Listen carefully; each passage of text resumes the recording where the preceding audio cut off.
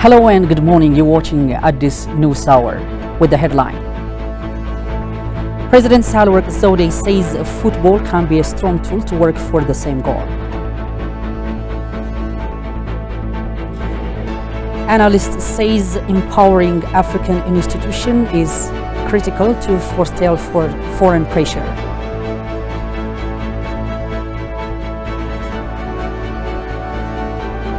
Once again, you're watching Addis News Hour. I'll be back in a minute. Stay with us.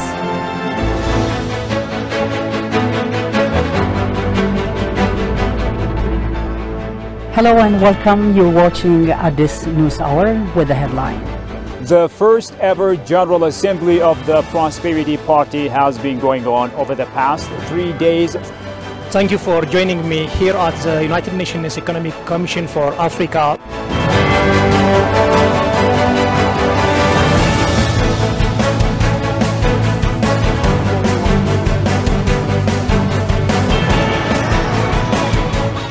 Ethiopian traditional costumes are exotic and represents rich history and culture.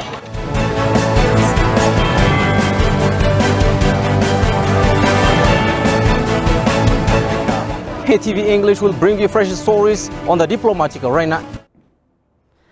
Once again, you're watching Addis News Hour with the news. I'm Binyam Gitana. Thank you for joining us and stay tuned with the rest of our news. Ethiopia has finalized preparation to host the East African Culture and Art Festival from June 14 to 18, 2022. Ministry of Culture and Sport has consulted with all stakeholders on the preparation underway ahead of the festival in the presence of Deputy Prime Minister and Foreign Minister Demeke Mekonnen. In his opening remarks, Demeke highlighted the significance of the festival in promoting peace, fostering shared cultural values and enhancing people-to-people relations in countries of the region, saying that the people of the region are inextricably interlinked with racial backgrounds, culture, history and future destiny. The Deputy Prime Minister and Foreign Minister stressed the need to reshape image of the region through concerted efforts, live culture and artistic festivals. Demeke underlined calling for continued efforts to enhance people-to-people ties in the region to better utilize culture, historical and natural resources for mutual benefits.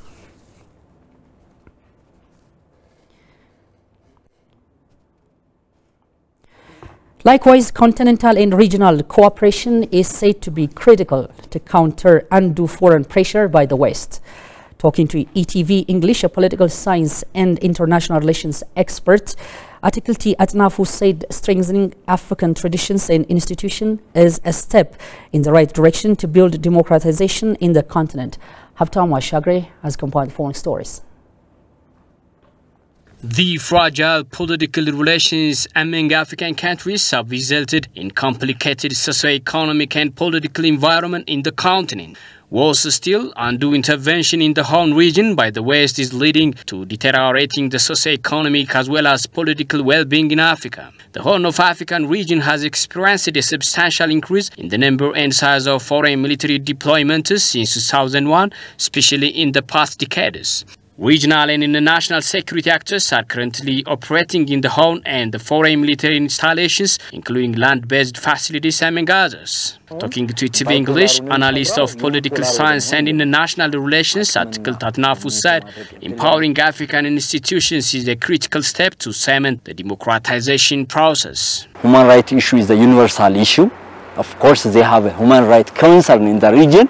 If they have a human rights concern in the region, the only way that can bring the human rights issues for whether for the region or the USA, awareing the community, awareing the political system, awareing civil society, it will be the right solution.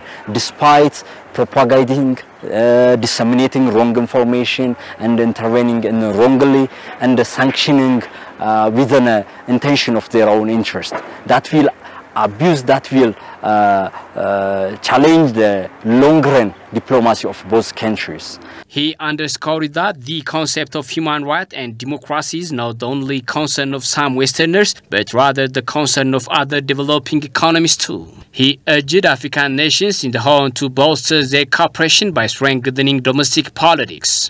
The African country, especially Horn of Africa, they should have internal strengths for domestic politics, especially nationalism is there, terrorism also there, unemployment also there, immigration also there. So they should control those internal affairs before intervening and engaging for superpower agenda. Superpower countries, they have their own project investment. The Western development approach and the concept of democracy toward the African status need to be seriously examined, he stressed. Superpowers have been harboring hidden agendas under the guise of human rights and democracy, according to the expert. Nowadays, they don't have any another agenda rather than human rights issue and the democratization. If they are trying to bring such kind of democracy in the region, we should show such kind of democracy in the Washington at the same time. We are not looking such kind of democratized institution in that country. Still, if they are pursuing to bring such kind of institution in the Horn of Africa, the only way is empowering the government, and building the institution will be the right solution for having a democratized country. So the concept of democratization nowadays is very complex and vague ideas. Regional and continental institutions should work aggressively by repeating African status at the global level by way of rectifying irregularities. The U.S. is also focusing on hidden conflicts against jihad. Recently, over 13 superpowers have established military bases in Djibouti, ostensibly to help maintain peace, but actually to secure their national interests. That may need to stay fighting. In another domain, the Ministry of Women and Social Affairs, in collaboration with the African Youth Development and Excellence Center and other pertinent ministries, is holding a Pan-African Youth Summit 2022. The theme of the summit reads Strengthen Pan-African Links and Indigenous Knowledge for Strengthen Africa. Taking place here at the Skylight Hotel in Addis Ababa, the summit is being attended by invited guests, government officials and representatives of the continental body, AU. Joining us here is our staff reporter, Sintayo Tamrat. Hello and good morning, Sintayo. Could you tell us what's really happening and the kind of observation that you've had there?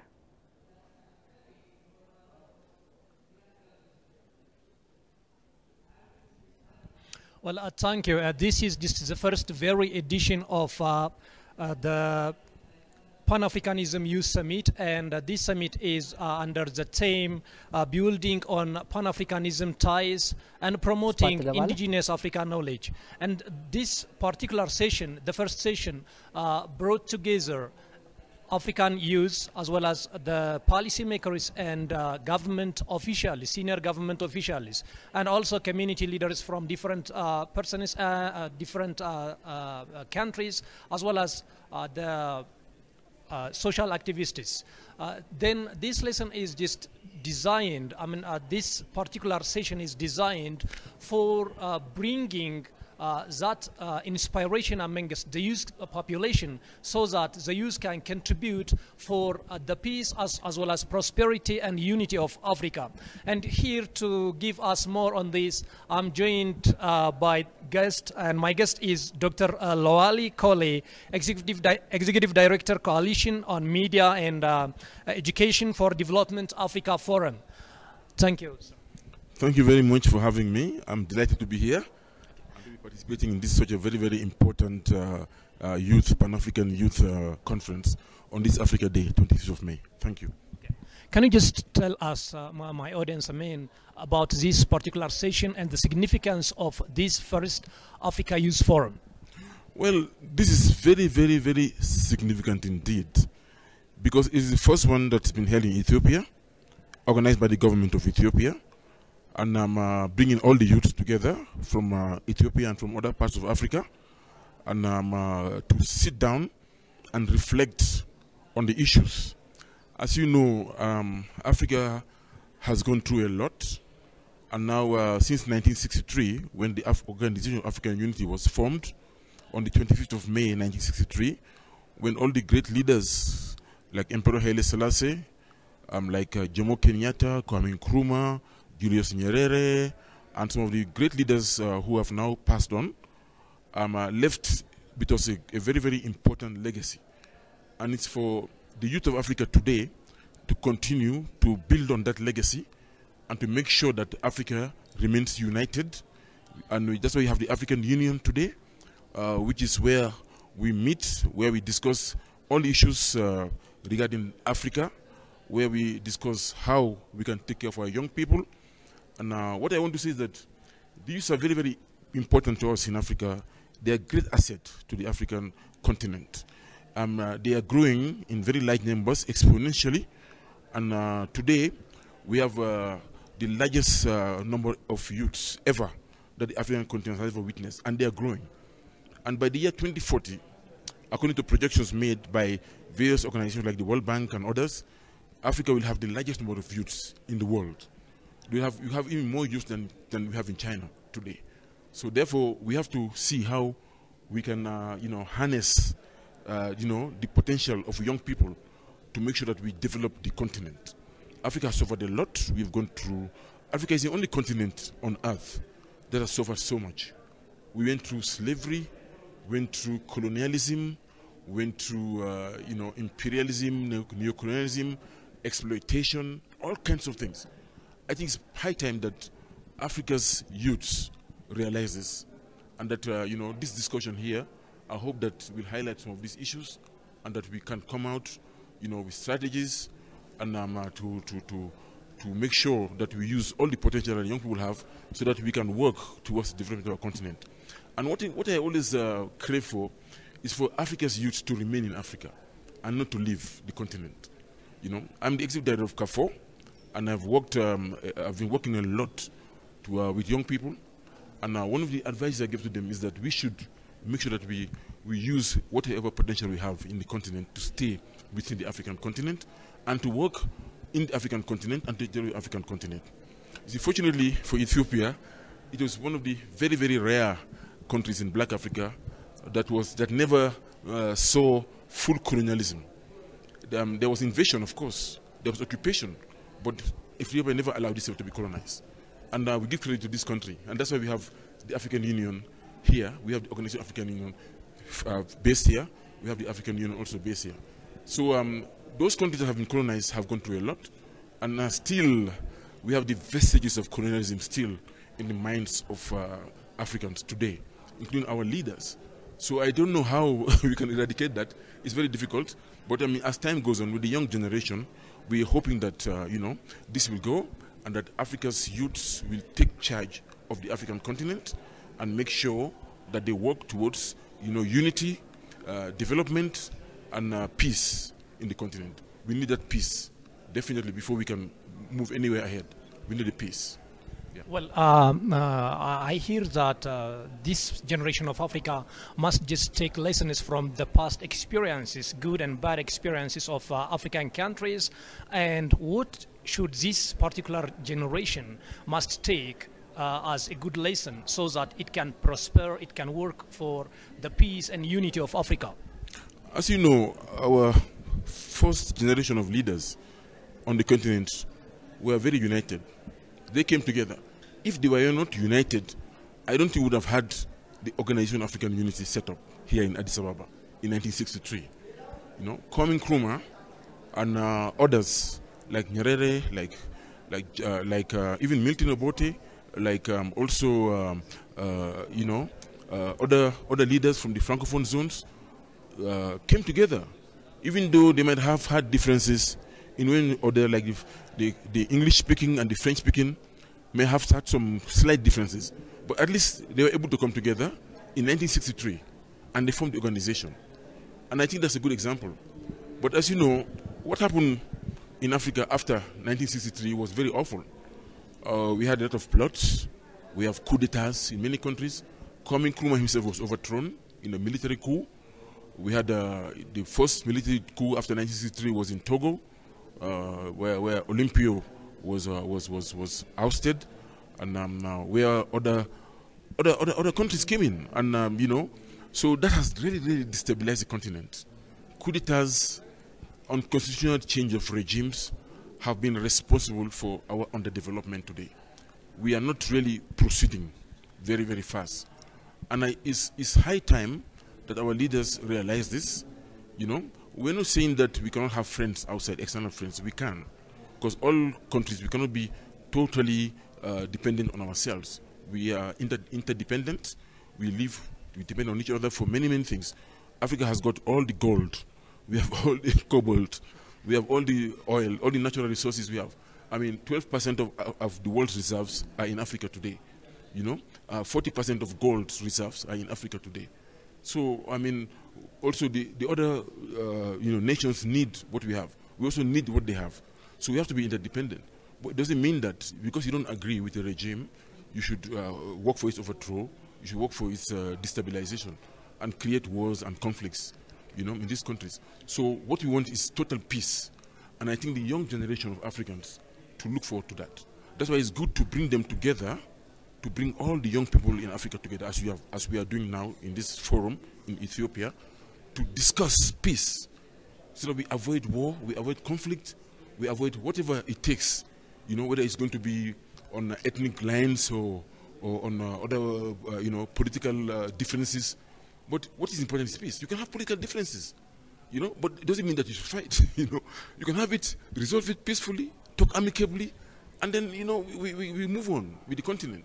And let's use education as a basis. My organization is focusing on education. And education is so important that we get the right type of education for our young people. We develop the skills that they need on the continent. We make them work in the continent. It doesn't matter whether you come from Ethiopia or Senegal. If you're in Ethiopia, you want to go and work in Senegal, fine.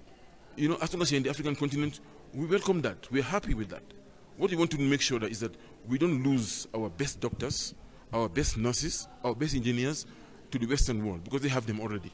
No, if they are trained there, they should come back to Africa and help us develop our roads. I mean, look at today in Africa, many of these roads which are being built, you know, they are built by others from outside Africa. You know, Africans are not participating in building African engineers are not participating in building roads and bridges. We get people from outside the continent to come and do it for us. Why? Yet we have all these universities, we have all these institutions where they're being trained. We have doctors, we have lawyers, we have nurses. And why are they going to work in the Western countries? They have them already. Let them come and work in Africa. Let our African governments make sure that they provide enough incentives for these people so that they stay in the continent. Yeah. I really thank you very much, Dr. Lawali, for joining ETV Languages and giving us more on this session. Thank you. Thank you. You're welcome. Thank you very much for having me. Dear viewers, I'll be just updating you on the events that are going to be held from now on. But during the previous session, on the morning session, there have been just keynote addresses and opening speeches by Ethiopian Minister for Women and Youth, as well as Deputy Prime Minister of Ethiopia, Demeke Mekonnen, said that this generation of Africa must learn from past lessons. For example, Adwa is such past lesson, and Adwa is possible. The victory of Adwa is possible because Ethiopian is united, and this generation of African youth must unite so that Africa can liberate itself from extremes of poverty and instabilities in different parts of the continent. Then I'll be just updating you on the progress in the evening news hour. Thank you so much.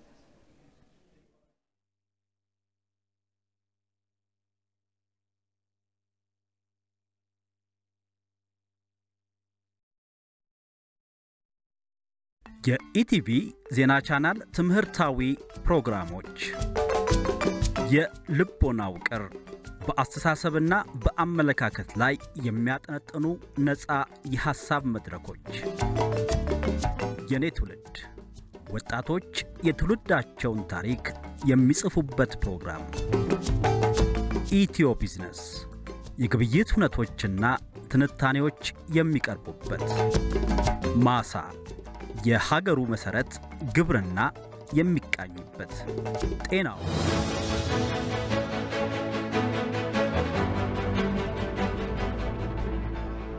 Hello and welcome. You're watching Addis News Hour with the headline. The first ever General Assembly of the Prosperity Party has been going on over the past 3 days. Thank you for joining me here at the United Nations Economic Commission for Africa. You're watching at this news hour with the news. I'm Binyam Getana. Once again, moving to another news story. Senior economists suggested meaningful transformation of the agriculture sector ensure economic progress. Engaging private actors in the field can boost up productivity, employment, and help us attract foreign direct investment, he noted. Sintayo Tamrat has sat down with the economists and compiled the following stories. Take a look. Agriculture remains the backbone of Ethiopia's economy, just contributing to about 40% of the GDP of the country.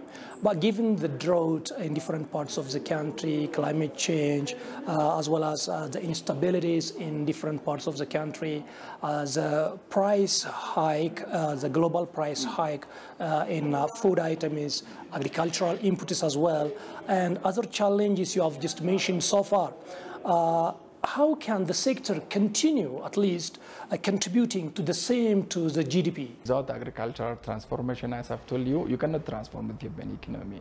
It's very difficult. You know why? It employs about 80%. By the way, that is the biggest thing, you know, because we emphasize on the people, on individuals, not only the GDP. GDP, by the way, shows both the poor, the least earner, and the largest earner, we are together, and until that is the Ethiopian economy. When it comes to employment, but that it goes to every household. Therefore, it employs about 80% of our people. So as you said, without transforming this sector, it is unthinkable to transform our economy. I don't think that reducing the share of or increasing the share of agriculture is not a big deal in Ethiopian economy. The biggest deal is it can expand, you can increase the productivity and the production of the agriculture. But the major issue here is the service sector, industry sector.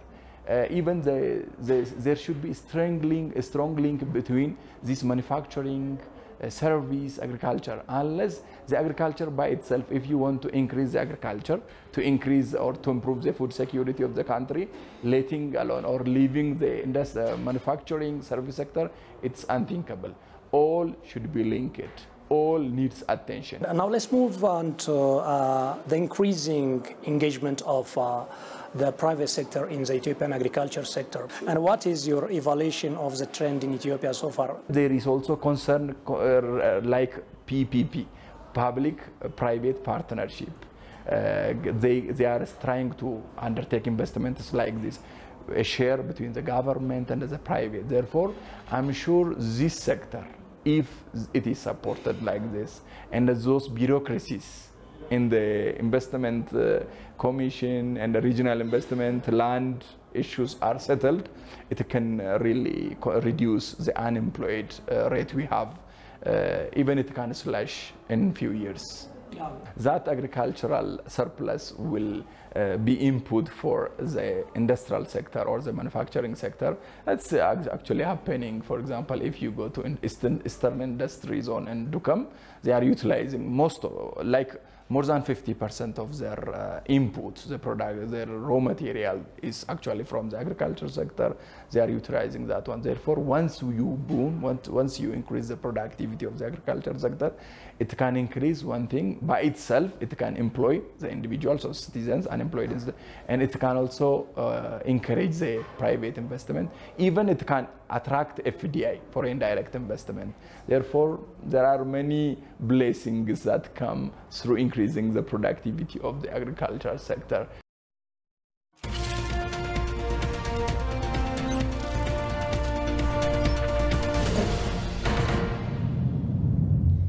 In our business segment, Ethiopia has managed to earn over $458 million from the export mining products during the first 9 months of this fiscal year. While presenting its performance report to the Legislative Assembly here yesterday, the Ministry of Mines, however, disclosed that the nation's mining industry remains untapped given its potential. Alula Teklamariam takes us to the rest of the story. Ethiopia's mining industry remains to be untapped, according to the report that made it today to the floor of the 547-seat parliament. As the major stakeholder, the Ministry of Mines further told parliamentarians that efforts are underway to exploit the huge potential in the industry in a way that stimulates the economy. Ethiopia has thus some remarkable achievements, making $458 million from the export trade of mining in the last 9 months alone. The ministry pledged to maximize efforts and transform the sector. The participation of local and foreign investors in the mining industry has seen a dramatic rise. We are receiving countless requests from international investors in this regard. This signals a splendid opportunity to Ethiopia. The mining industry paves the way for creating ample job opportunities when private actors have greater share in the field. It also helps generate more foreign currency. Accordingly, we are striving to exploit it in a way that modernizes the system. However, Takala made it clear that the conflict in Ethiopia negatively impacted the industry. A lot of companies have opted to flee or terminate operations due to security reasons. But now we are cooperatively working with all stakeholders at regional and federal levels to address the problem once and for all. Consequently, things are getting improved in some areas. Ethiopia Deputy Head of Mission in China, Ambassador Daundo Kader, held a virtual discussion with Ya Jian, Executive Director and General Manager of Southwest Pharmaceutical Company Limited, which is one of the top 100 pharmaceutical companies in China, on ways in which the company can invest in Ethiopia. Noting that the government of Ethiopia has made the pharmaceutical industry development one of its top priorities, the DHM highlighted on the favorable market opportunities and on the specially designated location for foreign companies that are interested to invest in the sector. He also called on the company to make a pre-investment visit to further explore the country's market opportunities and reassured them that the embassy will provide all the necessary assistance. Ya Jian, on his part, thanked the DHM for the elaborate explanation provided to him and promised that he will lead a delegation from his company and make the pre-investment visit to Ethiopia.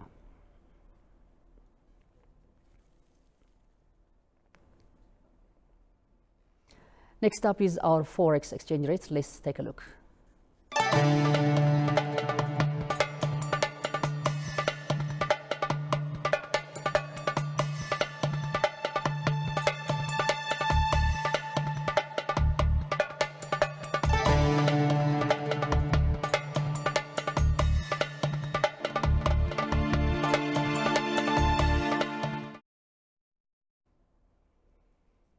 You're watching Addis News Hour. Another news story.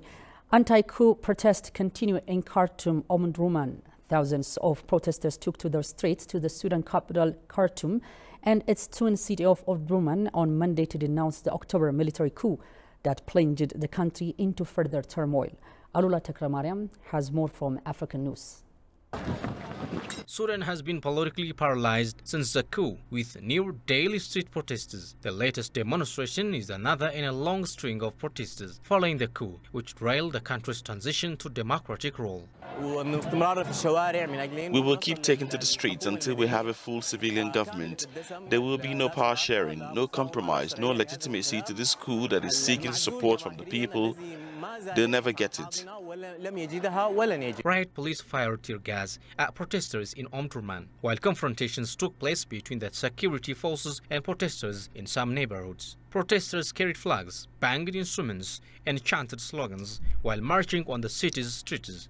On Saturday, a 20-year-old protester was allegedly killed by a cartridge weapon the security forces used against the protesters near the house of the former Prime Minister Ismail Al-Azhari in Omdurman. The COP authority and the military leaders seems to have another opinion about finishing this problem, and they are determined to continue killing and bloodshedding of the Sudanese peaceful protesters. Authorities have launched a major crackdown on protesters in the past. Both live ammunition and tear gas have been used on crowds, and the country's internet and mobile signal has been knocked offline. All the efforts to keep people from gathering.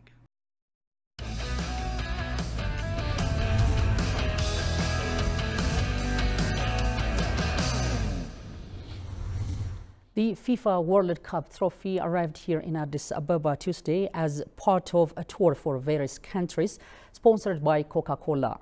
President Sahle-Work Zewde expressed during the reception ceremony that football can be a very strong tool to work for the same goal. Take a look. Of seeing the original FIFA World Cup trophy and everything it symbolizes will remain in our memories and etched in our hearts forever. But until then, there is more than we should be doing. Football can be a very strong tool in bringing people together, to work for the same goal, to abide by the rules of the game, and show respect to one another, to learn how to share space. It has a strong unifying power. Sport, and precisely football, can bridge divides. It can be a good tool to national unity and coherence.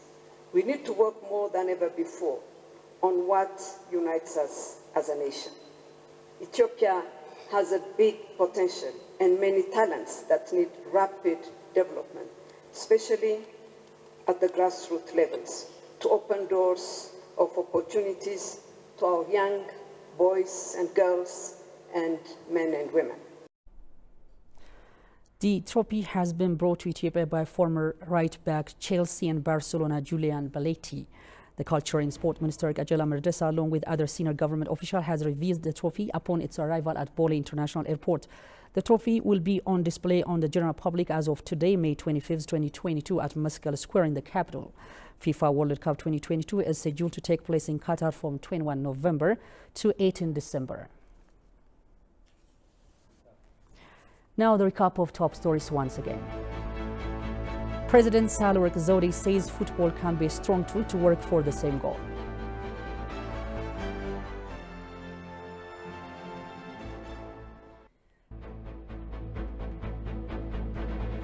And analyst says empowering African institutions is critical to forestall foreign pressure. Dear viewers, you've been watching Addis News Hour with me, Binyam Getana. Thank you for staying with us and have a marvelous time.